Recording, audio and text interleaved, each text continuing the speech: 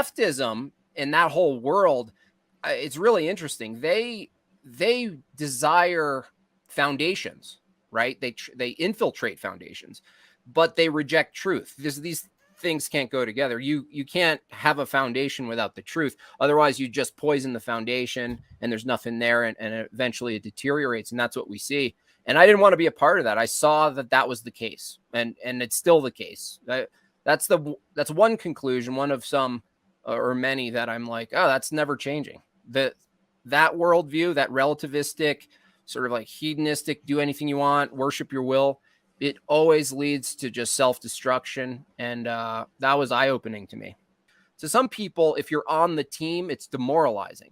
But from my perspective, if you look at it from the perspective of what's true and good and what's not, if it's a spiritual war of good and evil, then you're free, especially in my kind of world, to mock the shit out of who's on your team. Stop infighting, JimBob, all this stuff. I'm like, yeah, no, I'm going for it. I'm gonna basically put everyone on the chopping block, because I don't have that red blue jersey paradigm.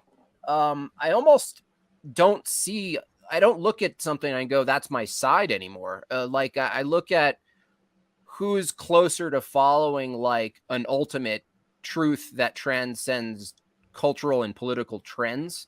And so once you get into the trends, we're all drawn to a pragmatic, almost utility based, not utility based, let's say just like outcome based, like, can we create a good country? Can we create let's say, in my view, a Christian-based country? Consequentialist rule. Yeah. Like if we can just get people, there's always this tendency in all of us to go, if we can just X, then Y will happen.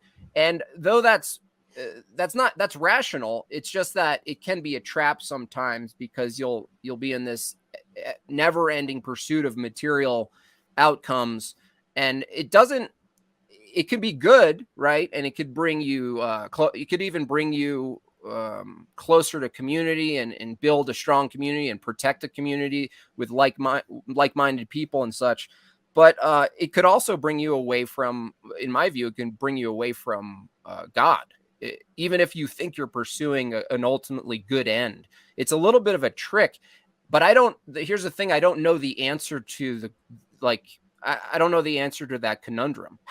I talked about this on a recent stream, is like, how far do we fight in the world? You know what I mean? And how much do we work to get away from this like beastly system? Like, from my view, we can't ever fully escape the beastly system that is worldliness. But at the same time, how much do we intervene? Do we jump fully in? Do we surround ourselves with the enemies? Do we try to convert them?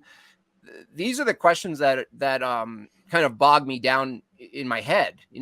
They're never quite political questions. They're more like this like long form spiritual warfare, and not knowing the answer. And I talk to people about this personally. I talked to my mom even about this, like how much do we intervene? How much I do have we the answer for you. Tell me. I do. One person at a time. One person at a time. One soul at a time. One individual debate, conflict, engagement, one at a time. And if you only leave this world having converted one to the right way of thinking about life, you've won, Jim. I take that approach. I go person to person, not one to abstract many out there. And so yeah, that's fulfilling too, because you could have a moment with someone who you maybe you diametrically oppose their view. You have totally opposite views, and you can identify with the personhood of that being, and something transcends in that moment even. And you never know the impact you have on people. And that's another catchy part of it, isn't it? Like, we want this causal effect in the world, but sometimes our biggest impact on people, it goes unseen our entire life. We might not see it. And it should go unseen for a lot of it. And that is a pivotal message of Christ himself, in fact. Right. And the thing is that the most charitable thing that I think you can do is just keep doing what you're doing. And one at a time, maybe we don't have to worry so much about the giant ripple effect, right? Just moral men being moral is a massive ripple effect. Right. Yeah. So yeah, I agree. I've contended with those same thought patterns for a long time, until I kind of recognized the futility of the fact that there's 7 billion people in the world, and if we're really have this notion that we're going to change the world or change all of society, that's egotism at its maximus, and we probably wouldn't actually like the society that we changed everything into, even if we had our way, because we're not God, you know. When you brought up consequentialism, you know, they're completely contrarian to each other. You know, all of the hedonists who follow utilitarianism, who are just looking for the best outcomes. But I mean, you have to admit that outcome-based thinking is far easier for people to justify than that they have a duty to do something, even if it doesn't seem like that duty to do it makes any sense to you at the time. This is what moral ethics are all about, right? Absolutely. Yeah. Doing the right thing, a lot of times, especially now, I would argue that doesn't always, if not hardly, produces the outcome you want, your personal desires. The preferred outcome is that no one loses their job for being an outspoken Christian against, let's say, homosexuality. but doing a duty to say what's true, right?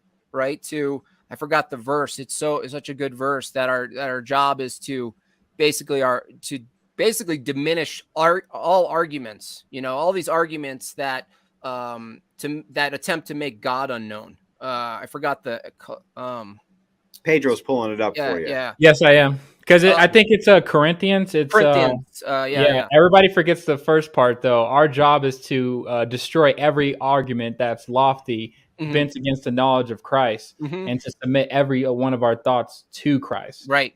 Yeah. And so that is basically ends up being the battle. But when you go, well, no, I don't want to bend Dave Rubin's thoughts to Christ. I'm going to just let him have his outsourced babies with the dude. And it's like, you don't have to hate the people to say you disagree with them. And this is what we're fundamentally losing even now with what we call our team, or what's is closely represents our team that's on the TV WWE world. And so, but people have to realize that you can be loving and absolutely full of your conviction. You can express your conviction and be fully loving.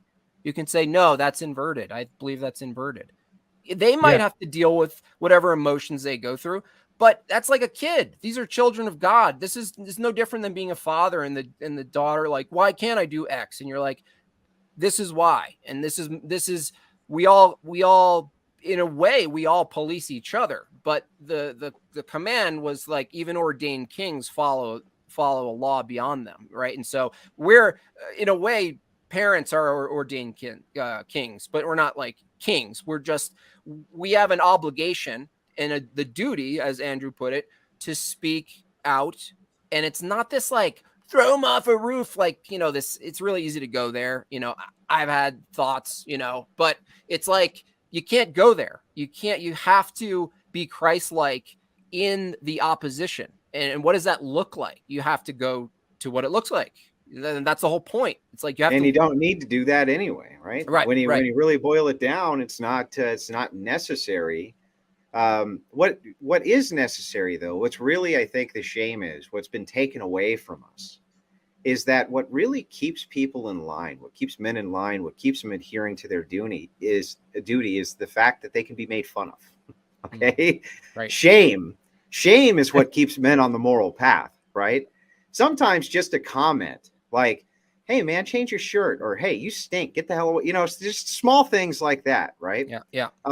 Those are great ways to help people improve themselves. I mean, massively. Yeah. Great ways to help people improve themselves. And the bastards took it away from us, JimBob. They did. On a certain field or platform, they did. And that's what, like, you know, the essence of like brotherhood or camaraderie or anything like that, like this sense of, even I have 3 older brothers, and, you know, there's a freedom to be able to mock in a loving way or keep people in line, but also confront them when they're doing something. It's not that even the failure to celebrate ends up being not a confrontation. In other words, if one of your friends is doing something degenerate and they even confide to you, you can say, stop being a degenerate, dude. And they'll appreciate and love you for it.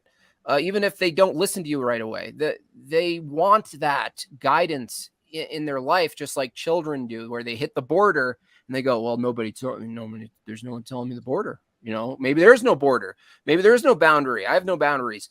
And it's like all of us together, we're constantly in this position to be able to do that in given moments. And then it's this, what you said, that the removal of the mockery is parallel with this. It's like you remove the mockery and then you remove the willingness to be confrontational, as men. And confrontational doesn't mean you beat someone up because you want to put them in line. It's that just the confrontation of making a moral stand for someone else and being like, stop, dude. Like you would do for your own brother who is killing himself with certain behaviors. You shake him out of it. That's what people desire. And they hate you for it in the short term, but they love you for it in the long term. Yeah, I tend to agree. Before I move it over to Pedro, I'm sorry. I just want to remind the chat that we've only got JimBob here for about another half hour. We're going to get to Q&A shortly. Make sure that you get those questions in now because you won't have a chance to probably for too much longer. Go ahead, Pedro. I'm sorry. Well, I kind of actually want to stay on this point, and this is a question to you too, Andrew and JimBob. Is it really shaming someone to look at your fellow, image bearer in the eye, right? Whether he's reprobate or saved, and tell him what activity you're in right now is going to kill you. Yeah. And it's going to leave you nowhere good. Yeah, it is shaming him. But it's good. Listen, I feel like it's good. I think the thing that progressives miss the most, and they don't know it yet, is their ability to shame the thoughts and the ideas that are around them and the people that are around them. They don't know how bad that hurts inside yet, but they're learning it slowly but surely. And when I look at JimBob's art now, I'm sure everybody interprets art differently. That's what it's there for. You know what I mean? But the real mirror that I see held up to progressives is, I know that you fuckers think this. I know you fuckers think this too. But you're not even allowed to. You can't even do what I'm doing, where I'm out of sight, out of mind, and this is what I can do. You can't even do this. And the prison is of your own making. Yeah, it's totally right. And that's shame, man. Boy, that's shame in a way, and on a level like you can't even imagine. That's shame. That's like a preview for hell. Imagine living in your life, right? And not being able to actually say what's true, because you've already locked yourself in with, ironically, changing rules that are based on the concept that nothing's true. Like, you know what I mean? So the weird part about progressivism is that if nothing's true, there's no progress toward anything. And the only objective progress there could possibly be is toward truth. Everything else would be an arbitrary, goal. Like, I want to finish my house or something, like I want to do this or that, will. But people need to love the truth and want to pursue it. And so that being separate from the truth and cutting off your own ability to interact with it and argue for it and share it must be just like the waiting room. It's like the green room for eternal hell. Like hell, everyone thinks of like hell, the worst possible concepts, what was it, Augustine, like all the burning and all of the terrible things you can think of in Dante's Inferno. But to me, it's enough. The concept of being separate from God, to me, logically means absolute unintelligibility and real madness. Such a madness, you can't even look at it and call it madness. That's how mad it is. I bet people feel some of that in these worlds, in these cultures, in these subcultures, even in America, that are pushing the upside down world. They think they're heading somewhere. They're not heading anywhere. They're heading to Disney World as a country, Well, as Marcus Aurelius said, right? It's not enough to be amongst the majority. Though the real goal is just not to join the madness, right? Just don't be among the ranks of the mad. I bet those glasses make you see better.